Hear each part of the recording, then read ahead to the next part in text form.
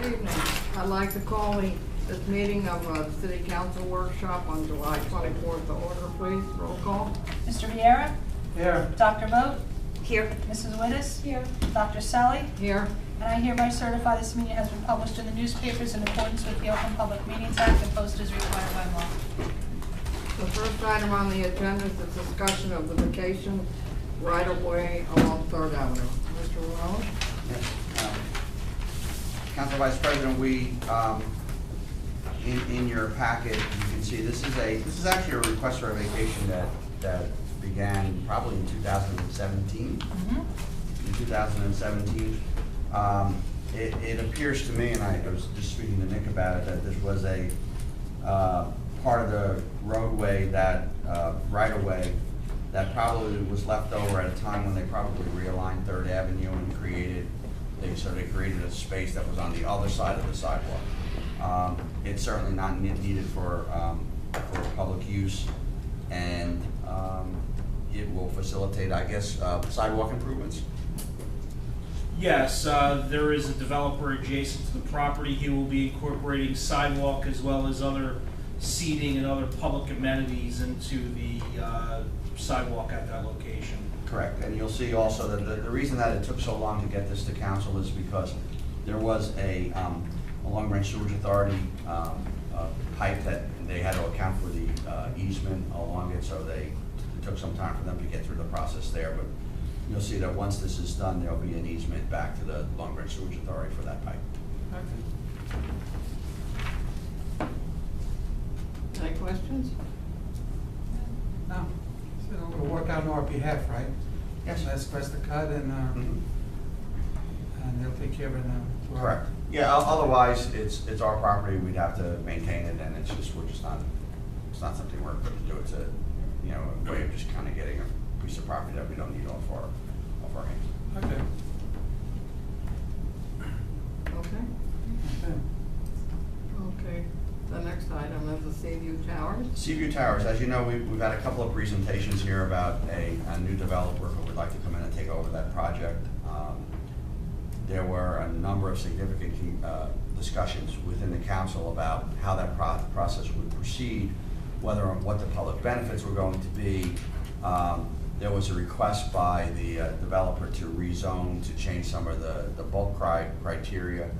In the course of all of our conversations, I think Nick and I reached the same conclusion, kind of separately, that the best way for the council to control the process going forward is for this to be as part of a redevelopment area, so that we can do a redevelopment agreement. Something as simple as, there was a lot of discussion about when the towers were going to come down. So we spent 6 weeks trying to figure out a legal mechanism that we could enforce their obligation to take those towers down at a certain period of time. And we came to realize that if it was in a redevelopment zone, we could just put it in a redevelopment agreement. Otherwise, it was much more complicated in terms of how it is that we do it. So we think that it's a mechanism to allow council to have much more control over the process of how the development, what goes there and how the development happens going forward. We're doing the study in-house. Nick is actually doing it in-house, so we don't need to go out to get a consultant to do the study and to do all of those things. And obviously, if you know anything about those buildings, you know that they obviously qualify under any definition of an area in need of redevelopment or blight. And that's our thought, and as council knows from dealing with a number of these projects, we have much more flexibility in negotiating things like public contributions to things when we are in a redevelopment area than we are if we're just dealing straight up with a zoning application. And Nick has been, I haven't, but Nick has been meeting with them to talk about what's going to be there and what it's going to look like. Correct, Nick? Yes, yeah, I just would like to note this is the first step in the process, declaring it in need of redevelopment. Then we will be working with the redeveloper on the eventual plan for the site, but this is a necessary step in the process for you to authorize the planning board to undertake the study. The planning board will conduct the study. As Lou said, it's obviously going to meet the criteria for redevelopment. And then the next phase after that, we'll be working on the redevelopment plan. Any idea of a timeline for any of this, Nick, or? Well, The answer is that Nick's working on the study, so I don't think it's gonna take much more than, I don't know what the planning board's meeting cycles are or when we can get to them, but certainly this could come back to you this summer for the designation, would you think? I mean, there's notice requirements that we have to go through the process, so it takes a little bit of time. Yeah, the next planning board meeting, I believe, is August 20th, if I recall correctly. All right. So at that meeting, they'll authorize me to undertake the study. So I'll have it completed by the time we hit the September planning board meeting.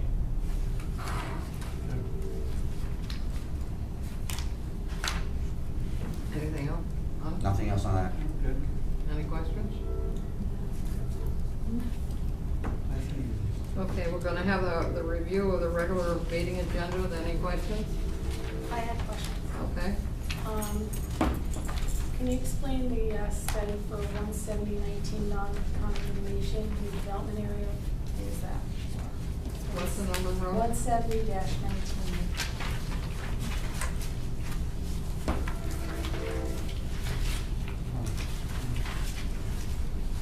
Acquisition of the airport time. I think that's the area, I think that's what we just talked about. Oh, that's a That's small. what Is we there just any way we can put the street address on these so that we can, because to me, lots of blocks mean nothing Sure, as part of the agenda? yes. Thank you. And what about 171-19, 131 Brighton Avenue? So this is a development that, based upon the construction of the building, they have to put certain pilings in that will go under the right-of-way. So whenever we have anybody that is going to put something that onto public property, first, we're careful to make sure that obviously engineering and everybody has reviewed it. But more importantly, we want to make sure that the city is held harmless and indemnified in case there's any damage or injury to anybody as a result of their actions. And what you always have to be cautious about is that if somebody is going to build something that encroaches on your property, you always want it to be permissive. And the reason, in other words, we want to give them permission to do it, because there's a concept in the law that's called adverse possession. So if I put my fence on your property, I'm your next door neighbor, and you know it's on your property and you don't do anything about it, and I keep it there for 20 years, it becomes my property. But if you give me permission to put my fence on your property, then it's never adverse. So you never have that up. So if we're going to let somebody do something that's going to encroach on the property, they always have to go through the process. In my opinion, the best practice is to give them permission. Some water? No, I got it here. So, Are they gonna? what are they called? Soldier pilings? Nick, is that what they're called?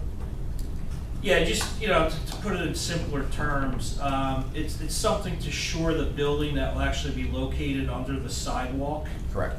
So it's not anything that would be visible in the right of way, it's not anything that, Yeah, it's anybody underground. would see, it's all underground. And where's this at? That's in This is at the old that's post in the office pharmacy. site. That costs Oh, $150 pharmacy. okay. All right. And why is that necessary, just out of curiosity? Well, this is necessary because the building was approved with the building right on the sidewalk. This was a necessary structural element. It's something that I believe we've learned from, and then as future applications come in, we'll be cognizant of this issue and require them to step back a little bit so something like this isn't going to be necessary in the future. So This is a condition of their approval. So they're right on the sidewalk, you said? Yes. And there's no way we can do anything about that now? That was an approval that came before my arrival. It's already been approved. They have their planning board approval. So, like I said, it's something we can learn from in the future buildings that come in. We'll step them back a little bit. But it is a zone that permits a 0-foot setback. So it was within their right to build to that line. So what does that mean then if you're walking down the street? It would be nothing. You would never see it. It's underground. It's all underground. But the building's gonna be right up on the sidewalk. The building will be right on the sidewalk. And will the sidewalks be closed during the construction like they were down on the other end of Brighton Avenue? Yes. Yes. We got a temporary sidewalk there now that we put in. We blocked the parking, the fence is up, the temporary fence, and we blocked the parking and the sidewalk's now on the street. I don't know if you've been there. I walk there almost every day, so it comes in I've handy. just seen the other end, and it's dangerous. Does that have anything to do, because it was pre-existing? I mean, the post office used to be the same way, right? Yeah. Well, I it mean, doesn't the have post any, office came right to the sidewalk as well. Yes. it doesn't have anything to do with that the post office was on the sidewalk. It just has to do in the Brighton Avenue environment, we do want buildings that are on the sidewalk and create that streetscape and, the aesthetics that come with a nice Main Street environment. Yeah, but the footprint is pretty much the same as what the post office is. It's right on the sidewalk. Right. So you're suggesting perhaps changing it in the future, that there is a little setback, or there's something in front of the building being right up, but against the sidewalk? Yeah, as people come in and speak to me about potential projects, I definitely tell them that there is a desire to step the buildings back, not only for that issue, but to, provide space for sidewalk tables, landscaping, green elements, things to add to the streetscape and to the building itself. There's nothing we can do. Will they answer the question? Answer my question. I like the answer, but yeah, answer my Okay. question. Any other questions? Yeah, could we just an overview of the details on the Transit Village grant? It was 167 and 168, just an overview. Sure. There's 3 grant applications. Our new engineer, Laura Newman, actually did these Friday night and Saturday morning. She was burning the midnight oil to get these in on time. There's 3 different applications. Resolution 167 is, these are all New Jersey DOT Right. grants. 167 is for the Transit Village.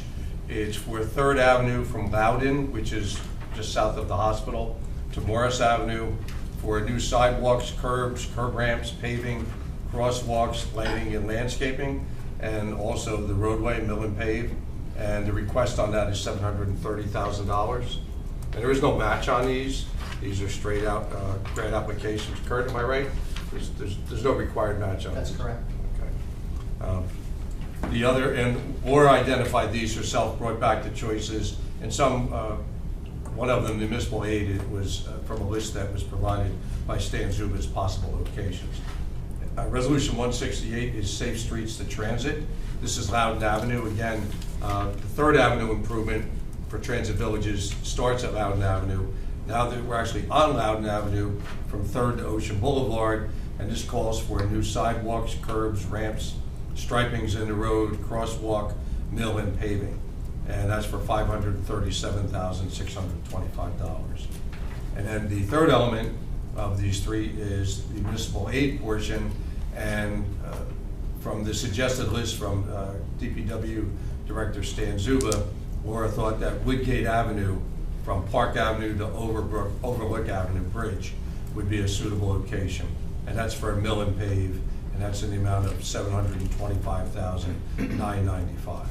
So these are all worthwhile projects. We talked about the transit area, and she really thought that we should absolutely pursue these. These would be nice improvements. So keep our fingers crossed, see if we can land some of this money. Yeah, that's what I was just going to say, George. How competitive are they? What are our chances? Kurt knows more than I do. The most competitive one is the Safe Streets to Transit and the Transit Village. The Transit Village, it's very competitive. They looked at send it to the, I'll say, more northerly communities. It's been opened up lately because it's funded through the gas tax, so there's more money coming to the cities. The best we've been able to do is the general local aid and the roadway projects. That's guaranteed money. You'll get funding for that. The other ones are, you might have to apply a couple years until you get in line and you get your funding. So I have copies of each one. I have one copy of each one if anybody would like to see it. There's a map, there's a project description, so Yeah. Okay. you're welcome to look at that. Okay, good. Thanks. Thank you. Anything else? Excuse me, anything else? More questions? I need a motion to close. Wait, I'm sorry, Mary Jane, could I just add one other thing just about the meeting? Is somebody gonna bring up a response to the traffic in the comments? Just, in the public comment from the meeting last week. I'm just asking if anybody is gonna be addressing that Well, this week. Captain Rizzuto is here if we have any questions. Okay, just in a proactive way, I mean, there were so many comments. just to Regarding- In terms of concerns about traffic from in the public comment, part of, our last council meeting. Sure. So just a response to, that kind of says, we hear you, we're responding, this is what we're doing. Sure. That's what I was, that's Yeah, what I was that's why, referring that's why you're here. to. Okay, Not fully familiar with what was said at the last meeting, but will brief me offline and I'll have an Okay. answer by the time the meeting starts. And Okay, George okay. has some statistics that were sent up to him as well. Right, I had sent Okay. them, actually, Council President Dango asked for them, I sent them to him. You have those printed out, right, Mayor? I had a two-sheeter, but I All didn't right, have but the whole thing we that have- was sent to Bill. We have, I don't know, you have those? On for the meeting. yeah. Okay. good. okay, Yep. good. I just thought that would be a, positive response to concerns, so. Okay. Is there anything else? I need a motion to close. So moved. Second. All in favor? Aye. Anyone opposed? I need a motion to go into adopt a resolution to go into executive session for the following items: contract negotiations. Well, So moved. Second. roll call? Mr. Viera? Yes. Dr. Vogt? Yes. Mrs. Wittes? Yes. Dr. Sally? Yes.